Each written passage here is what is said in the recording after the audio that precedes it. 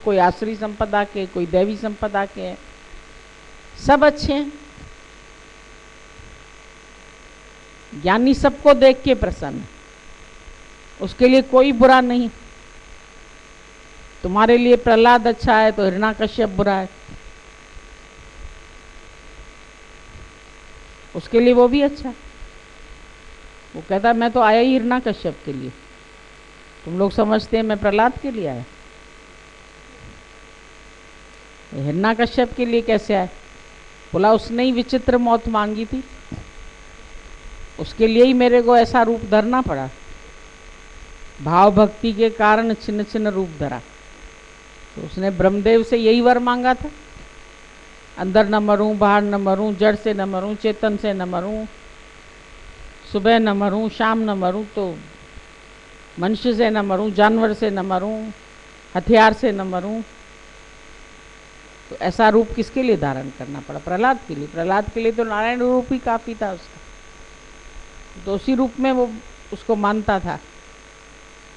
लेकिन हिरण्यकश्यप ने चाहे याद किया किसी भी भाव से, याद तो किया। तो भगवान के लिए तो दोनों अच्छे। तुम्हारे लिए प्रहलाद बहुत अच्छा है, हिरण्यकश्यप बहुत बुरा है।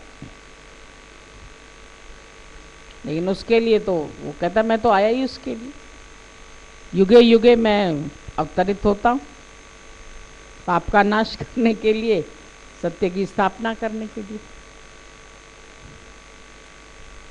दर्शन तो हिरण्यकश्यप को भी मिल गया कि नहीं मिला? तुम कहोगे हम तो समझते थे प्रहलाद के लिए आया। प्रहलाद के लिए नरसिंह क्यों बन के आता? प्रहलाद के लिए तो नारायण रूप काफी था उसका, तो पहले ही था उसके पास। लेकिन नए नए तरीके की खोज करनी पड़ी उसको, उसके विचारों की वजह से। उसने बोला ऐसे ऐसे ऐसे ऐसे। अब ऐसे भाव उसका कोई भी रहा, लेकिन वो जानता तो था कि एक न एक दिन तो शरीर को जाना है, पर विचित्र ढंग से मरेगा तो उसको याद करती है दुनिया आज। और परमात्मा के भी उस रूप को याद करती, नरसिंह अवतार हो गया।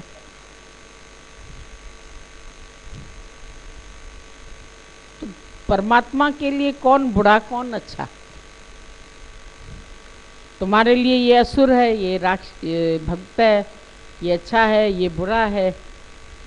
अरे असुर नहीं होवे तो भक्त को भी इतना कौन याद करता? फिर रावण नहीं होता तो राम को कौन याद करता? रावण के लिए ही तो राम को जाना पड़ा, कहाँ तक? लंका तक जाना पड़ा। उसकी शक्ति ने उसको प्रकट कर दिया। भक्ति है उनकी, दूसरी तरह से भक्ति है। तुम दूसरी तरह से भक्ति करते हैं। तुम बुरा कहते हैं रावण को, तो उसको भी नहीं बुरा कहते, कहता मैं ही तो हूं, सब मैं बनाऊं, जड़ भी मैं, चेतन भी मैं, तो फिर कहाँ नहीं है परमात्मा? तुम सर्वत्र नहीं देखते, बस यही तुम्हारी मिस्टेक है कि तुम अच्छे में फटाफट देख लेते, पर जो तुम्हारे साथ कुछ गलत सलूक करेगा ना, इसको तो मैं कभी माफ नहीं कर सकता। मेरे साथ ऐसा किया इसने। ज्ञानी कहता है भगवान का काम ही है माफ करना। फॉरगिव एंड फॉरगेट आल्सो, भूल भी जाओ तो माफी भी दोगे अगर कभी, तो फिर भूलते नहीं है। बड़े होशियार हो तो। पता है मैंने तुम्हें 10 बार माफ किया था, अब नहीं करूँगा। मतलब 10 बार जो तुमने किया तो तुमने दिमाग में उनका कैलकुलेशन रख लिया। मैंने 10 बार तुमको माफ़ किया था। किसी को भी माफ़ करके भूलना कठिन होता है, माफ़ तो फिर भी कर दो। पर माँ जो है वो 2 काम करती है, माफ़ भी करती है, साफ भी करती है। बच्चे को साफ भी करती है और माफ़ भी ऐसे कर देती है 2 मिनट में भूल जाती है कि उसने इतनी बड़ी मिस्टेक की। परमात्मा भूल जाता है, लेकिन तुम किसी को नहीं भूलते। तुम्हारे अंदर बदला लेने की भावना होती है।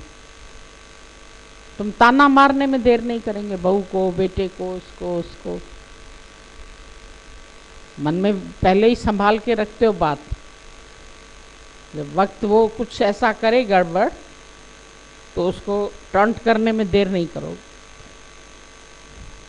ताना लगा दोगे, कभी ना कभी तो लगा ही दोगे।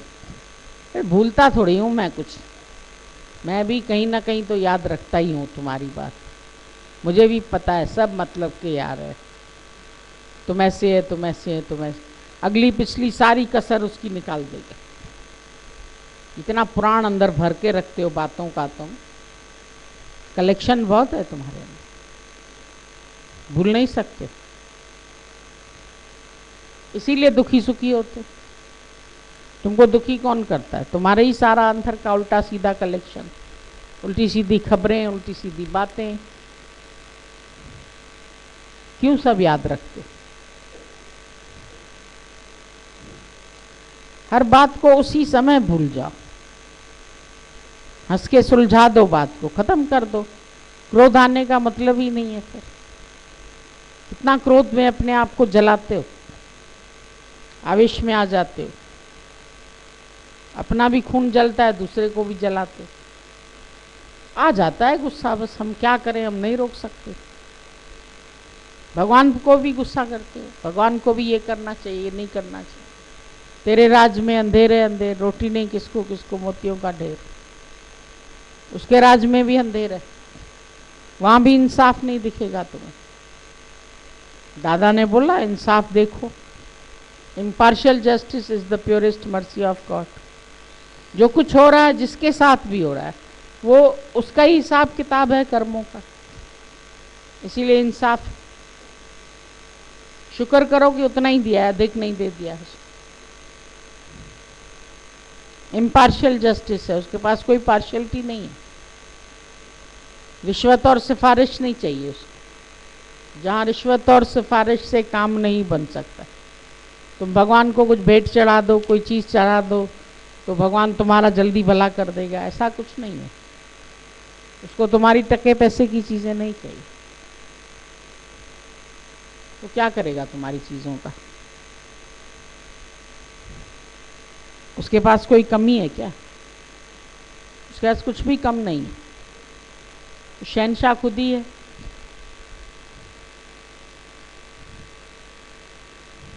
सारी सृष्टि ही उसी की है, लेकिन जब भेजता है दुनिया में तो